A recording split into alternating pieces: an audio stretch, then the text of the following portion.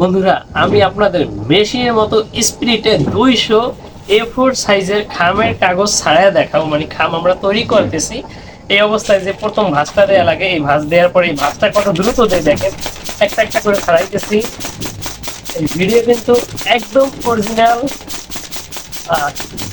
কোনো স্পিড বাড়ানো না। দেখেন কতটা দ্রুত আমি সরি গ্যাসে কতটা দ্রুত ছাড়াই দেখেন। দেখেন এখানে কিন্তু 200 পিস কাগজ আছে, আম বানাইতেছি। তো আমাদের দোকানের সামনে যে জায়গাটা আছে, রাস্তা আছে, রাস্তা দিয়ে অনেকে যায় এবং আমাদের হাতে দেখি তাকায় থাকে না, আমরা এত স্পিডে কাজ করি। এই কাজগুলো সবাই দেখে, তো আপনাদের সাথে শেয়ার করতেছি। গত কয়েকদিন যাবত ঠিকভাবে ভিডিও দেওয়া হইতেছে না। আমার চ্যানেলে প্রায় 31,700 ফলোয়ার ছিল।